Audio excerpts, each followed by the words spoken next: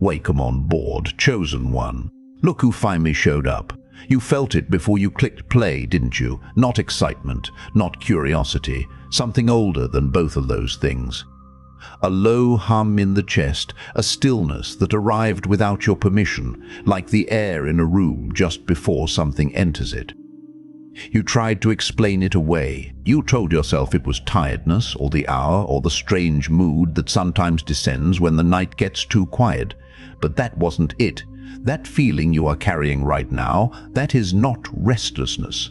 That is recognition. Your whole system picking up a frequency that arrived ahead of its source. Something is on its way to you. It has been moving in your direction for longer than you know, and some part of you, the part that cannot be argued with, already knows it. They did not see it coming. They looked at you and made their calculations, and every single calculation was wrong. They said you were too slow, too soft, too late.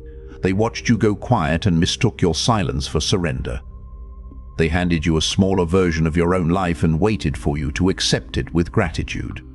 Oh, the legend needs to bow, they thought. They labeled you the one who almost made it, the one who tried, the one who would eventually stop trying.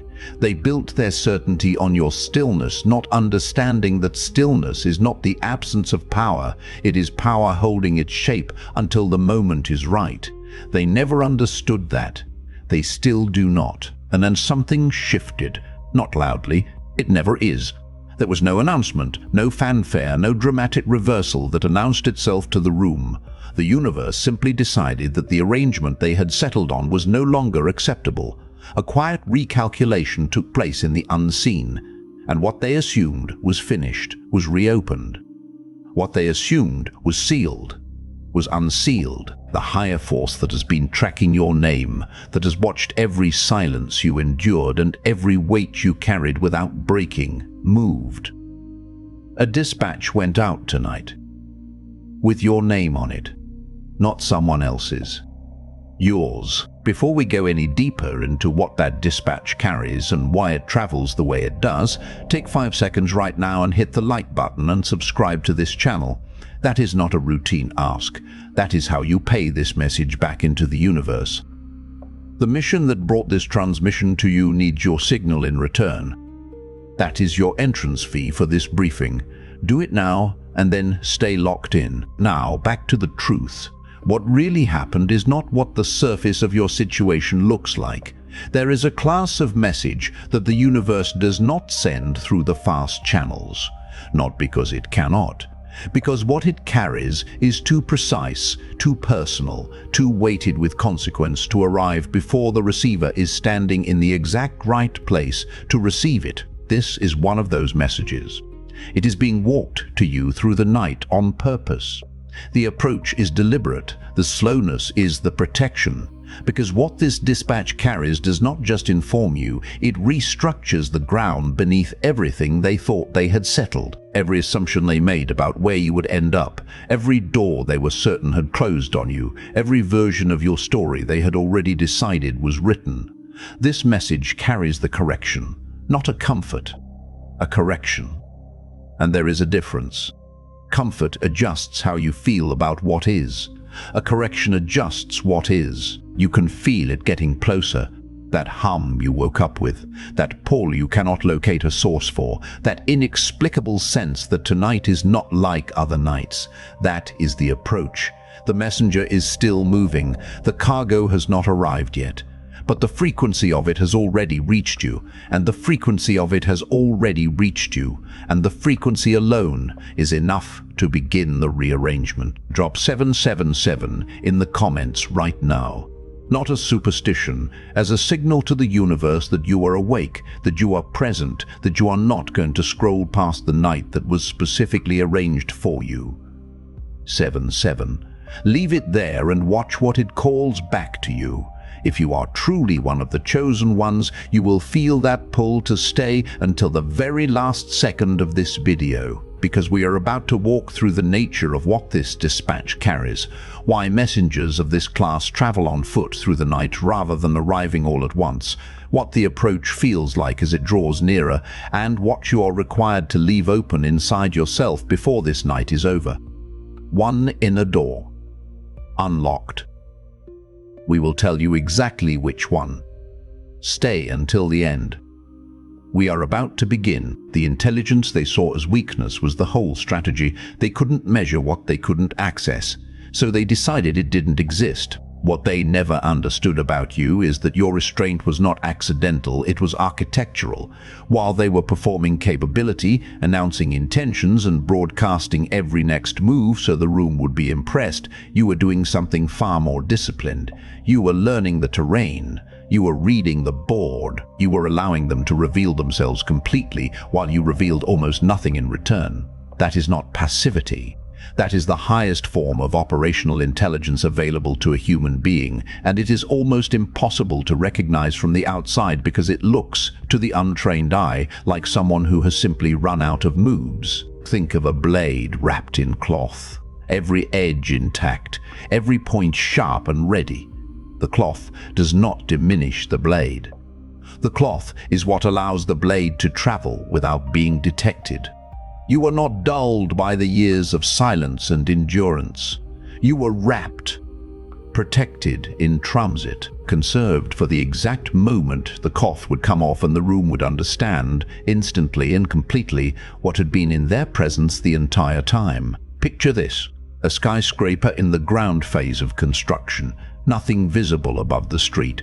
The machinery is underground, the foundations are being driven into bedrock at depths the pedestrians above will never see and never think to ask about. They walk past the site and see only a fence and a sign and a lot of noise going nowhere. Then one morning the structure rises, seemingly overnight, seemingly from nothing, but nothing about it was nothing. Every inch of that tower was earned underground, in the dark, in the phase no one photographs and no one celebrates.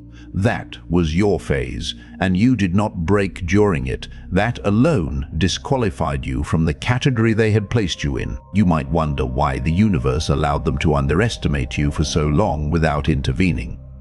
Here is why. Because if the correction had come before your foundation was complete, the structure it raised would not have held. The delay was not abandonment, it was engineering. The universe was not ignoring your situation. It was waiting for the bedrock to set. The aphorism that applies here is clean, and it is simple. They can only outmaneuver what they can see. And they never saw you. Not really. What you practiced in silence was not patience, it was pressure. Stillness is not patience, it was pressure. Stillness is not passive, it is the most disciplined accumulation of force a person can sustain. There is a version of quiet that is surrender. A going still that happens because the person inside has lost the will to move. And then there is a different kind of quiet entirely, the kind that is not the absence of motion, but rather the precise withholding of it. The kind that builds, the kind that holds its volume behind a surface so calm it looks like nothing is happening, while underneath, everything is happening. Your quiet was that second kind, and every single day you maintained it, the pressure behind it grew. Imagine this. A river that has been pressing against a natural dam for a decade. The surface looks still. A traveler passing by might toss a stone in and watch the ripples and conclude that this water has no ambition, no velocity, no destination. But the traveler is only seeing the surface. Below that surface, the current has been building. The volume has been accumulating. The pressure at the base of that dam has become something that the original architects of the obstruction never calculated for, because they designed it to hold the river as it was, not the river as it became. And when the dam gives, it does not give gradually, it gives completely, and the water does not trickle out. It moves. Think of the space between two tectonic plates before an earthquake registers on any instrument. No visible disturbance, no surface indication. And yet the two plates have been in contact, pressing, building, each day adding to a total that will one day release in a single reclassification of the landscape. The calm before that release is not emptiness. It is the fullest the system ever gets. You might ask yourself whether all that sustained silence cost you something irreplaceable. Whether the years of holding your shape under pressure actually diminished what you had to offer when the moment finally came. The answer is no. And here is the evidence. You are still here. You did not dissolve. You did not dilute yourself to make the situation easier on the people who were profiting from your stillness. The version of you that arrives on the other side of this dispatch is not a reduced version. It is the version that survived compression. Compression that most people could not have endured past the first season of it. Silence isn't passive, it's pressure. Patience isn't waiting, it's loading. And what you loaded during those years is about to be released at a precision they are not prepared for. The moment they started watching you was the moment they exposed everything. When the powerful begin to monitor the quiet, they have already admitted the quiet concerns them. They started checking on you. Casually at first, the way someone checks a door they told themselves was locked. A glance in your direction that lasted a half-second too long, a question about your circumstances framed as small talk, an inquiry passed through a mutual channel they assumed you would not trace back to its origin. You noticed. You filed it. You said nothing, because what they had just given you, wrapped in the performance of indifference, was a confession. The confession that they were no longer certain the arrangement they had built around your life was holding. Imagine a chess player who has been leaning back in their chair for the entire game, relaxed, comfortable, running the board the way they always run it, when suddenly they sit forward. Just a degree, just enough. The opponent across the table, if they are paying the right kind of attention, does not need anything else. That forward lean is the information. It means a move has appeared on the board that was not in their original calculation. Something changed. Something they did not authorize changed, and now they are recalculating. That lean is not power. That lean is the first visible crack in certainty. Think of a wolf that has been raised among dogs. For a long time, the dog logic applies. They operate by dog rules. They observe dog hierarchies. And the other dogs are comfortable because the arrangement makes sense to them. Then one morning, the wolf wakes up and the dog logic no longer binds it. Not because the wolf announced anything, but because the wolf's nature finally outgrew the container the dogs had provided. And the dogs, who had grown comfortable and even proprietary about the arrangement, begin to feel something they cannot name. A subtle alarm. An instinct that the dynamic has shifted without their permission. They begin to watch. And that watching is not surveillance. That watching is not surveillance. That watching is panic, wearing a calm expression. You might wonder whether their attention, now that it has turned toward you, represents a danger. It does not. Here is why. Attention that arrives too late arrives without leverage. They watched you after the move was already made. They monitored you after the universe had already dispatched the correction. Whatever intelligence they are currently gathering on your situation is intelligence about a version of your circumstances that is already in the process of being overwritten. Anger is loud. Closure is efficient. They are still angry. You are almost at the closing. The universe does not rush the dispatches that carry the heaviest cargo. The speed of a message is not a measure of its importance. The slow ones are often the ones that change everything. This is the part that requires the most patience to understand, and it is also the part that unlocks the most once you understand it. When the universe moves a chess piece on the board of an ordinary situation, it can move quickly. Minor adjustments travel fast. Incremental corrections arrive without ceremony. But when the universe has decided to move something large, something structural, something that will reclassify the entire board rather than simply shift one position on it, it does not send that kind of move through the fast channels. It cannot, because a transmission of that magnitude arriving before the receiver is positioned to receive it does not just fail to deliver, it lands wrong. And a correction that lands wrong does not help the intended recipient. It helps the situation it was meant to correct. Picture this: a navigator on a vessel in open water plotting a course correction not to where the destination currently is, but to where the destination will be by the time the vessel arrives. The universe navigates the same way. It dispatches toward where you are going, not where you are standing, and the timing of the dispatch accounts for every variable between the sending and the arrival, every remaining obstacle, every last thing that needs to rearrange itself before the cargo can be properly received. The slowness of the messenger walking toward you tonight is not a delay, it is precision. Think of a sniper's bullet that has been slightly deflected by wind, and the shooter, rather than firing again at the original target point, adjusts the aim to account for the deflection, releasing the next shot not at where the target stands, but at where the target will be standing when the bullet arrives. That is the geometry of how the universe sends its most significant dispatches. It factors in the distance, it factors in the time, it sends the message toward the version of you that will exist at the moment of its arrival. You might wonder what the messenger carries specifically. What is in the cargo? The answer comes in pieces, and this is by design. What you can know now is this: what he carries does not simply open a door. It closes an era, the era of the arrangement they made for your life without your consent. That arrangement had a contract, and the universe has decided the contract is expired. Timing is not a coincidence. It is a correction instrument. The universe does not apologize for the schedule, it justifies it on delivery. You could not be bought, so they could not control you, and that was always going to be the end of them. What cannot be owned cannot be stopped. What cannot be stopped cannot be predicted. What cannot be depicted. There is a particular threat that a truly ungovernable person poses to a system built on compliance. The system does not fear the angry ones.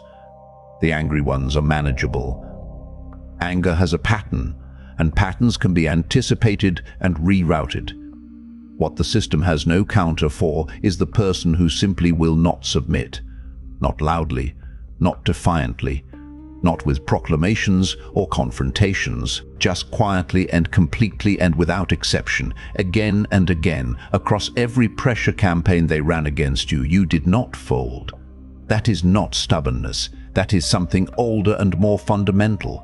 That is the shape of a person the universe has already selected. And selected things do not bend to unselected hands. Imagine a prism placed in the path of light that was intended to travel straight. The light enters the prism and exits in a spectrum the original sender never planned for. Not because the prism resisted, because that is simply what a prism is. You could not be what they needed you to be, not because you were defiant, but because you were already something else, something the universe had already shaped for a different purpose entirely. Their pressure did not change your composition, it just revealed it. Think of an iceberg being pushed by a current. The current is confident. The current is powerful. The current has moved many things. But the iceberg does not move the way the current expects, because most of the iceberg is not where the current can reach it. What is visible above the surface accounts for almost nothing of what is actually there. They pushed against the visible portion and congratulated themselves on the progress. They had no access to the depth, no tool capable of redirecting what was anchored that far down. You might ask yourself whether the price of being ungovernable was too high, whether the things they withheld as punishment for your refusal to comply cost you more than compliance would have. Here is the reframe. Every door they closed on you as punishment for your independence redirected your force in a direction that will, in the accounting that is coming, be recognized as the exact trajectory you needed. They did not block you. They aimed you. By the time they feel threatened, you are already ungovernable. They already feel threatened. Do the math. They are panicking right now, and panic is always the announcement that the window has closed. When the certain begin to scramble, the scrambling is the proof that what they were certain about is already gone. You are not required to witness their panic in order for it to be real.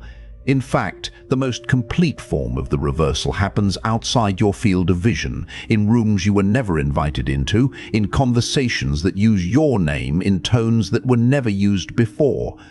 They are recalculating. They are reaching back through the logic of every move they made against you and looking for the error. And they are finding the error. They are finding it everywhere. Because the error was not a single miscalculation. The error was the foundational assumption. The assumption that you were the kind of person who eventually accepts a reduced life. You were never that person. And now the evidence is becoming impossible to dismiss. Think of a casino that has been running a game on a player they assumed was losing, only to discover in the final accounting that the player was counting the entire time, that the stillness they mistook for confusion was methodology, that every loss the player accepted was a calculated absorption, building toward an exit that the house never saw coming because the house was watching the chips and not the player's eyes. The chips were theater. The player's eyes were the truth. They watched the wrong thing for the entire game. And now the game is ending, and the count is not what they thought it was. Imagine a storm cloud that has been gathering over open water for days, dense and patient and silent, drawing in moisture and charge and mass, while the shore remains calm and the forecast says nothing alarming. Then the cloud makes landfall. Not as a drizzle, as the full accumulation of everything it gathered across all that unremarkable open water. Everything they saw as stillness was accumulation. Everything they dismissed as nothing was mass. The landfall is not a surprise, it was always coming. The only people surprised are the ones who were not paying attention to the water.